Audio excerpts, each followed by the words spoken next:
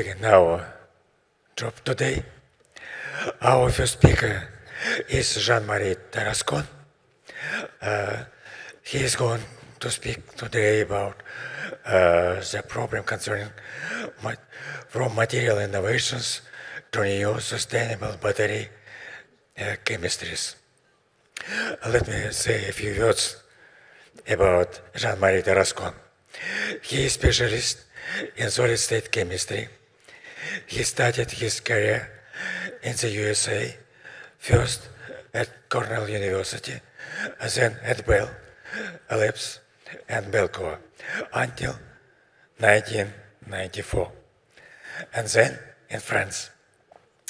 He founded in 2011 the French Research Network on Electrochemical Energy Storage, CNRS Research Federation grouping together industrial and academic actors of the batteries and supercapacity fields. He accepted the chair of solid-state chemistry and energy at Collège France in 2014, where he is now professor. His research has focused on the synthesis, characterization, and determination of structure properties, relationship of electronic superconductor and rechargeable battery materials for solid-state electronic devices. Professor Tarascon was awarded more than 30 different medals and prizes. As I told today, the title of his talk is From Materials Innovations to New Sustainable Battery Chemistries. Please, Professor Tarascon.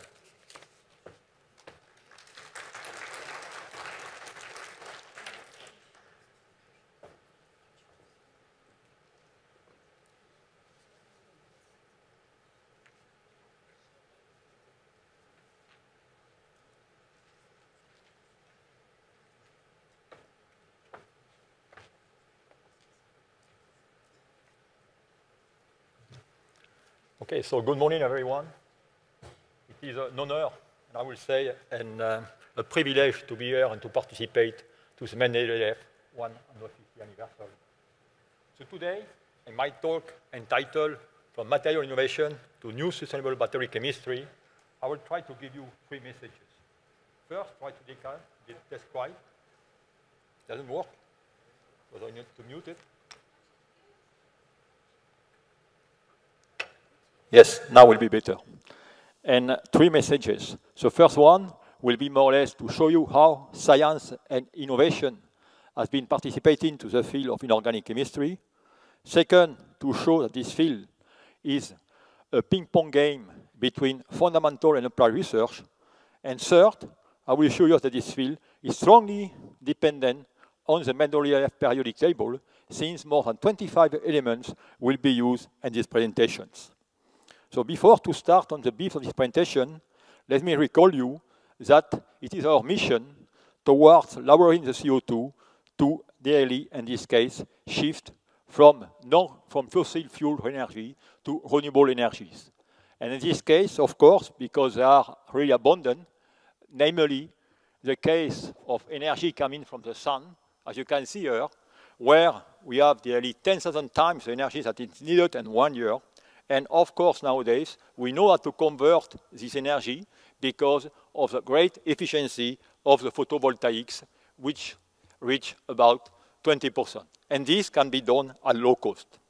But of course, as you can see, this kind of source of energy has some intermittency, and here what you are looking is the peak power variation of the solar panel. So automatically, there is a great need to, in this case, take care of this large variation, how to smooth this fluctuation, and of course, how to store energy, which is going to be nearly the core of this presentation. Now, if you think about storing energy, at least for me, the best way to do it is indicated here. The way that it works is as follows, means that the wind blows, and when the sun is nearly shiny, in this case, you can pump the water into this container. Then, when you want to use it, you already have the energy. You just need to turn the valve.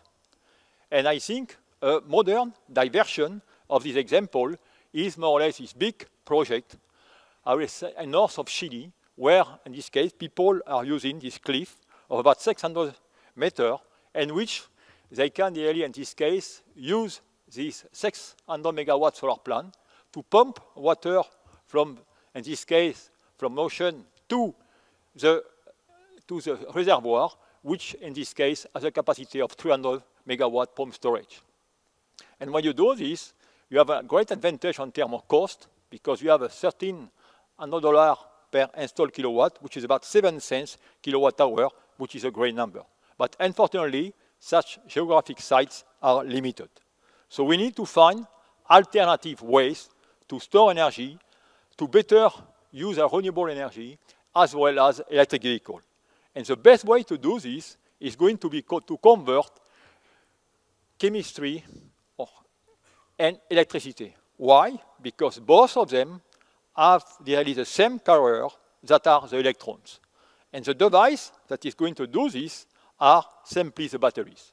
And the batteries has been evolving quite a lot over the years. And here you can see what you recognize. We go from lead acid to nickel cadmium, lithium ion, and so on. So this is great. But now if you look really what has been the evolution of the battery, you found that they have been very slow. And even some writers write that research in the field of battery advanced at the glacier pace.